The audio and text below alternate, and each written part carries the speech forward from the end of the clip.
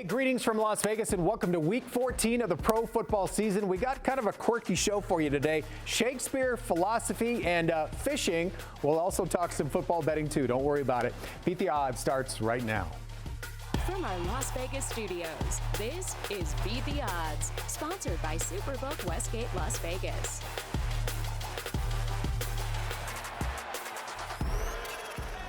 Hey there, everybody. Welcome inside our Las Vegas studio. I'm Dave Hall. And I'm Mariah Janos. If Shakespeare were a football fan, he would ask this: to tank or not to tank? That is the question. See why the answer depends on who you ask. All right, our first Shakespeare on the show. Also, I guess we're going to philosophy class, and Fat Jack is going to be the professor. Oh, boy. All right, I don't know if I should take notes, but I guess it's something about teaching us how to fish. All right, name another betting show that sounds like this. You can't do it. Also on the show today, San Francisco looks to be the best team out there. Teddy has some eye-popping numbers that prove it. I also break down the NFC as a whole with former offensive tackle John Stinchcomb, and Brandon Marshall is back to give us his take on the push for the playoffs. All right, Mariah, thanks. The boys are back. Fat Jack or Professor Jack, and I guess you would be our Shakespeare, Teddy. I'll be anything but Shakespeare. We've got it covered for sure. It seems like we spend a lot of time giving people fish with free information, that type of stuff, so plays. We're going to start teaching to fish. A little bit like when the internet goes out at my house, I pull a Kenny Powers and scream internet emergency from eastbound and down. Yeah. Nobody's teaching me how to work the internet. So this week, we're going to teach how to work the internet a little bit more. Kenny Powers and Shakespeare. This is going to be a show, you guys. All right, before we dive into today's topic, it's always useful to kind of learn back to last week, Teddy, and maybe things we can learn moving forward. Sure. Well, there were a couple of results last week that stood out, certainly from a bad beat standpoint. If you had Cleveland plus the points at L.A., you're down by a single point in the fourth quarter, time winding down, Flacco with the football, and then Flacco throws a duck, and L.A. runs them out the rest of the way. Tough beat. If you had Cleveland, a one-point game in the fourth quarter turns into a 17-point loss. And a couple of stunners last week, big time. Now, the first one, Arizona knocking off Pittsburgh, there were weather delays in that game. It was kind of a weird game, but Arizona, the better team, start to finish. And then on Monday night, Green Bay pulling off the big upset over Kansas City. Jordan Love and company starting to make some noise in that NFC playoff race. Yeah, hard to make excuses for what Kansas City did or didn't do, and Green Bay looked for real in that one for sure. The Cleveland game, they missed the extra point to make it 20-20. That total was 39.5. I had over the total. I'm thinking, all right, there's not going to be anything left here. That's going to be a big problem. We're going to need to go ahead and calm down before the other game starts. So got a little bit dicey. All right, this is also the time of the year where especially fan bases start talking about tanking. I know this is something we've touched on in previous shows, so let's set the record straight. Sure. Just to make it perfectly clear, everybody's got to understand this. The only person that's interested in tanking is the fan. All right, the fan wants their team to tank so they can get a higher draft choice. No players, doesn't matter if you're on the best team or on the worst team. You go out and play, you want to win. You want to put good stuff on film for another team to see. No coach who's coaching for their job wants to lose a game. They're coaching for their careers. GM, same story. So, oh yeah, this team's tanking, that team's tanking.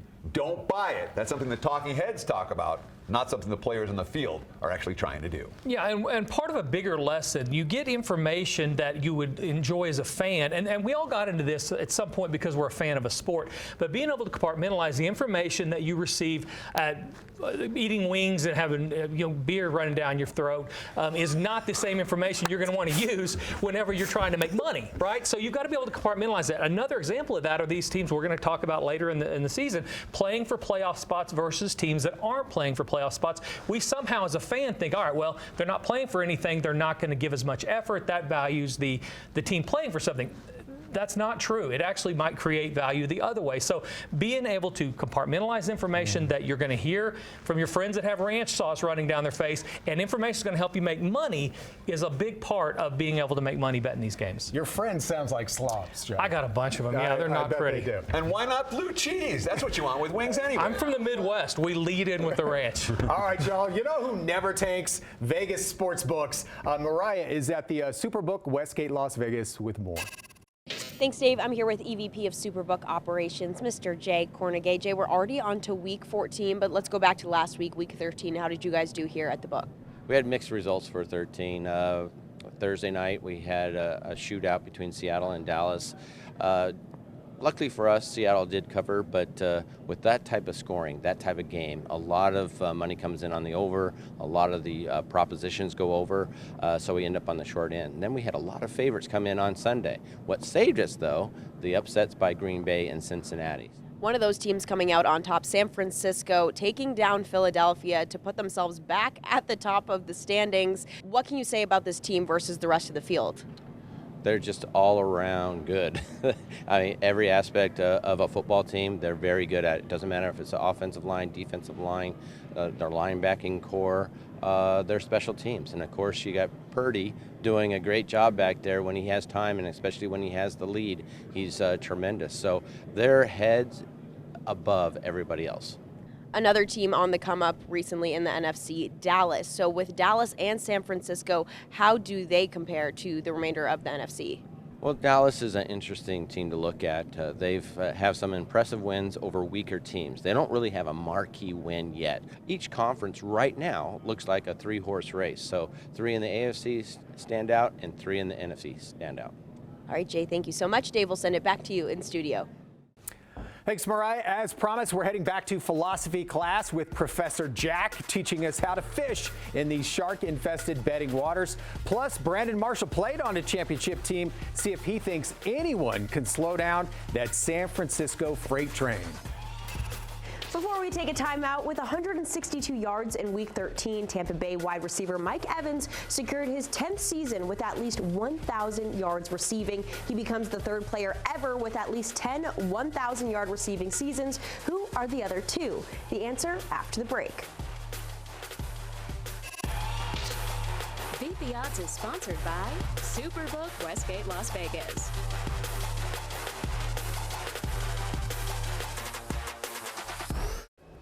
Welcome back. Before we went to break, we asked you before Tampa Bay's Mike Evans, who were the other two players to record at least 10 seasons with 1,000 yards receiving. The answer, Randy Moss, who did it 10 times, and the great Jerry Rice, who had 14 seasons with at least 1,000 yards receiving. You are looking over Las Vegas, home base for Beat the Odds. Do yourself a favor and scan that QR code. It will take you to our website, beattheoddstv.com. Dave, over to you.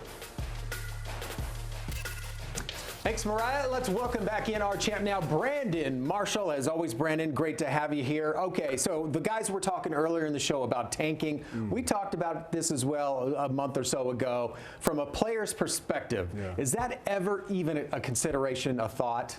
I'm gonna say I said it before, I'm gonna say it again. Absolutely not. It's not a thought. It's no kind of talk or speech of that goes around the locker room.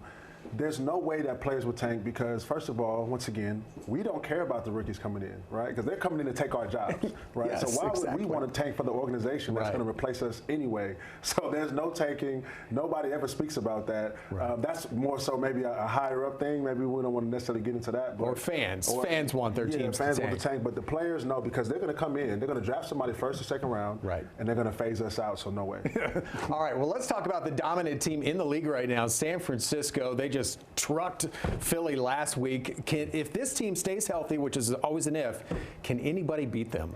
I think if they stay healthy, I think they're going to go all the way. They're going to go all the way. I think they're going to, win the NFC, play in Allegiant Stadium, and they can potentially win it. Now, I would say the only team that I think could potentially compete or give them a run for their money is Baltimore, because Lamar Jackson is 17-1 against NFC teams. Okay, it's just a stat. Hey, look at you. It's just a stat. He's 17-1. That's so amazing. Something about him. Whenever he plays the other conference, I don't know if he just because they haven't seen him as much, probably. Yeah, it has to be. Because there's a little more familiarity with the AFC team. Sure. When he goes and plays the NFC team, look how he dominated Detroit. Right. Mm-hmm. Detroit is a really good football team. So if I had to just throw a team out there, I'm going to say Baltimore. That's not probably get some decent odds on that as well. I want to finish up with the big topic in college football right now. Florida State, did they get snubbed? Absolutely, they got snubbed. But I think rightfully so. Because the committee is trying to put the two best games together, right? The four best teams. They probably don't want another situation, with Georgia and TCU last year. So they say, you know what? Oh, yeah. snub Florida State, even though they're undefeated in the Power 5 conference, and then put in the Texas and the Alabama. I think they got snubbed, but I think it's rightfully so. Is it a case? I know. Look, you had a great college football career yourself up at Nevada. You guys had some sweet teams back then. From a player's perspective, will you be motivated at all for the bowl game? Oh man, that's tough because I'm sure the whole season they was thinking, okay, we're going to the college football playoff, we're going to the playoff, right? And then you get snubbed. It just takes a little, the wind beneath your wings have kind of just dissipated. Okay, Bette Midler. Right? They kind of dissipated a little bit, So understandably, all the motivation, the excitement. Yes, you get to play Georgia, right? At some point they'll end up getting up for that. Yeah. But it's still. It's not what it could have been. It's not what it could have been. It's not what they expected. So, yes, they'll kind of get up because it's Georgia, but at the same time, they're going to be, right. It's not going to have the same type of meaning. All right. Well, thanks as always, Brandon Marshall. Appreciate you. Well, one surefire betting trend we've seen so far is the unders, and the lower, actually, the better. Here's Jack with more on that. So a lot of times in this segment, we give away some plays and stuff, but we don't really talk about why. And I think today it's important to discuss why the under has so much value right now in professional football. And I'm going to do it with visual aids. So if you have two teams and they are, let's say the math and everything lines up that they should be scoring 21 points. You can't put the total at 21, all right? Because if you do, you put it at 21, first visual aid. 21 points is where it should be, and everybody's going to go over. They're all going to bet over the total. And that's going to expose the books to having too much money on one side. So they need to get 50% on the money on each side. So guess what they're going to do? They're going to put it at 30. All right, they're going to put it up here. And any time that you have a total under 37 in professional football since 2017, the under is hitting about 81% of the time. And the reason it is because they put it up here so we can get some under money and some over money. But it should be here. Look at all this value right in here. So as you see totals going forward, under 37 in professional football, it's an auto bet under until further notice. We're learning to fish. We're not just eating. And it's because, for guys like myself, I'm playing that under because I know that there's value in what the general public will do based on a number versus what should happen in that particular game. So under the total. What was that thing again? Visual aids. Here's the value. Okay. Here's the gap. All right. Well, let's bring in Teddy. So I was just talking to Brandon Marshall about how dominant San Francisco has been over the last month or so. You have some numbers that kind of back that up, Ted. Sure. Here's a visual aid. San Francisco, everybody else. And that's the aid right now. My numbers, they're talking about San Fran versus the field in the NFC. My numbers have Kyle Shanahan's team a full field goal better than any other team in the league right now. And again, that's right now. Things can and do change before the playoffs start, and certainly injuries can affect that. But when you look at their resume, not just wins, blowout wins over the other contenders, Philadelphia, Dallas, Seattle. You look at Detroit, and Detroit's defensive numbers, dicey at best. So San Fran, clearly the best team in the NFC right now.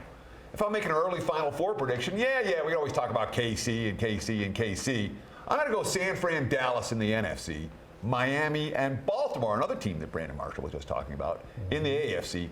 Those right now, the four best teams playing football. And we don't talk about this a lot, but this is one of those last opportunities to find some value on these future plays. We now know a lot about what these teams are, but there's still a little value. As the next couple weeks go along, the teams that win and start separating themselves, those numbers are going to drop in those season win totals and stuff. So are the different odds to win the big one and the conference and all that kind of stuff. So this is one of those times that it's good to take advantage of that.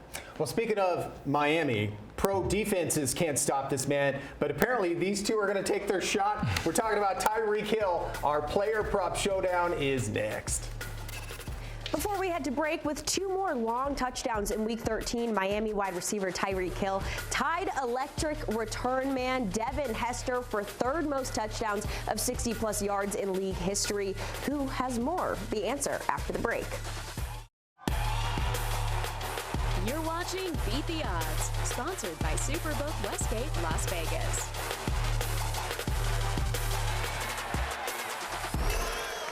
Welcome back. Before the break, we asked you, with two more long touchdowns in Week 13, Miami wide receiver Tyreek Hill tied electric return man Devin Hester for third most touchdowns of 60-plus yards in league history. Who has more? The answer, Deshaun Jackson, who has 26, and Jerry Rice, who has 23 touchdowns of at least 60 yards. Let's Let's welcome in friend of the show and former offensive tackle for New Orleans, John Stinchcomb. John, it's good to see you here in person in studio, but let's start in the NFC South where you used to play. It's a three-horse race right now led by Atlanta, and then you've got Tampa Bay and New Orleans just one game back. How do you see this all shaking out come playoff time? Well, you look at this entire division, and it doesn't look like a bunch of world beaters down there, if we're going to be honest. Yeah. So I think it's Atlanta's horse or they're the lead horse in the race. You look at their remaining schedule, 3 games against the NFC South and a couple other winnable games. So most likely they're going to represent the division. But again, none of the 4 teams, and that includes New Orleans and Carolina, obviously not Carolina and Tampa Bay. Nobody looks like they're making a race to the end of this thing. Yeah, I'm with you there. Now, sticking with the NFC, San Francisco laid the beat down on Philly in Week 13, which surprised some people, but that one win has Brock Purdy now as the favorite to win MVP. He's at the top of the odds boards. Just what's your take on San Francisco as a whole, their value right now in the NFC, and does Brock Purdy deserve to be there? Isn't it amazing? You look at this season, and 2 teams from the NFC have really stood out. Obviously, San Francisco and Philadelphia. Philadelphia still holds the better overall win-loss total, but the way San Francisco is playing makes you believe that they're probably the front runner at this point. You look at the 3 games they lost back in October, and really it was, if Christian McCaffrey can get close to 100 yards, that makes this offense open up so much and allows for Brock to make the throws that he does, and it's amazing that he's now one of the front runners for that MVP race. It's crazy what happens. You got all those weapons around you, but this season has been an interesting one so far. What have been your impressions? What's been the most shocking to you? Well, just the number of injuries that we've seen with quarterbacks. I think that's the biggest storyline. You look at so many of these teams across the league, and one of the biggest limiting factors is you invest so much money. These are $100+ million players that aren't available, and that certainly affected this race across both conferences. Yeah, it absolutely has. It's the worst thing to see, and again, we just saw it in Monday night as well. But thank you so much, John. It's great to have you here in studio. Dave, we'll send it back over to you. All right, these guys haven't seen a gym since the mob ran Vegas, but no matter. It's Teddy against Jack in our player prop. Yeah, you better, Don. That's right. Player prop showdown. Today, the boys are debating Tyreek Hill. Who wants to go first? Under 104.5 receiving yards for Tyreek Hill. Yes. What's the best way to go broke quickly? Jack said there's plenty of times. Find the most popular player and bet him over. Nuh-uh. We're going under with Hill this week. Yes, he's a superstar. Yes, he's capable. But the books aren't giving free money away. Only 5 catches, 7 targets last week. Big plays, but Tennessee just lost their defensive tackle, Simmons. Impact player. Miami's supposed to be leading by margin this game, which means lots of running the football. Less chances for Hill to get big gainers. Under 104.5. This is the guy who Christian McCaffrey, literally, we need a poster or something. I mean, he's been going with Christian McCaffrey over everything. Now, all of a sudden, Tyreek Hill, fastest guy on the planet, the cheetah, all he needs is one big catch, and he's going to go 50 or 60 yards. He had 197 last week, and this is a guy, and I understand they had the injury, but this is a guy also that this Tennessee defense bend but don't break. I mean, they give it up between the 20s. If we were talking total touchdowns or maybe even receptions, I might be a little less leery about it, but I will take over. I'm going to expect him to get loose at least 2 or 3 times on this weekend. Teddy, real quick, 40-yard dash. We give Jack a 30-yard head start against Tyreek Hill. Who wins? Tyreek Hill. Tyreek Hill. All right. Can Dallas knock off Philly? Can Joe Burrow's backup do that again? Well, these guys have their best bets. That's next. Hey, welcome back to Beat the Odds. Welcome back inside our football cave. It is time. You guys crushed last week again with best bets. Let's keep it rolling. I don't think I did. No?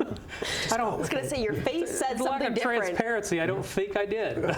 But I'll take it. Still up on the year, so let's roll. Way up on the year. All right, Teddy. Let's see if we can keep it rolling. We won last week. We'll see if we can do it again this week. And I'm going to take a look at Cincinnati against Indy. And right now, this number, there was +1, there's -1, there's pick'ems. So it is one of these games where you do want to shop around. But the betting markets are very confused, literally confused about how do we price Cincinnati right now. with Jake Browning at quarterback. You obviously make a big drop off from Burrow to Browning, but how much? And the markets aren't sure right now. Certainly, we look at Indy, they won 4 in a row. Yeah, they've beaten 4 teams with a combined record of 12-36. Absolute bottom feeders, all 4 of them. So they're running good, but they're not exactly beating the elites. And of course, Indy got the lucky W last week. Not 1, but 2 blocked punts. They went 1 for 5 in the red zone. The red zone offense is working. They can't stop the run. These are problems, regardless of your opponent. And let's not forget, we saw it on Monday night. I expect we'll see it on Sunday as well. Cincy, elite skill position talent. You get the guys the ball in space, and they'll make plays. Give me Cincy against Indy on Sunday. So when I was in college, I bought speakers at a gas station from the guy who was selling them out of a van for $800 and found out they were worth $50. I feel like I really got scammed. I'm afraid Dallas might be that, but we're going to know coming up over the next few games. Dallas and Miami both in a month where they're either going to be very relevant or we're going to know that they are beating bad teams. I think Dallas does it here, and I don't want to be buying into the speakers again, but they are 5-0 against the spread, their last 5 in the series. Lots of points in this series typically. And Philly, just like last week against San Fran, a tired team having to go back on the road and have some injuries in the secondary still. Let's play Dallas minus a 3.5 at home. Were they quality speakers? They were not. They were worth like $50. It's like the 3-card Monty thing that you get down here on the Strip, except in speaker form. It's the worst way to be scammed. I feel like we need to have a camera crew, Mariah, just following Jack around, like with all of his various friends. Yeah. I bought an alligator once at an auction. Decided I was going to turn that into about $1,000. That didn't work either. We had good dinner for the next week, though. Thank goodness you're good at picking football winners. Because the rest of your life is a mess. It really is. I'm not often left speechless, but you seem to do this all the time. Pretty much every segment ends. This is my gift.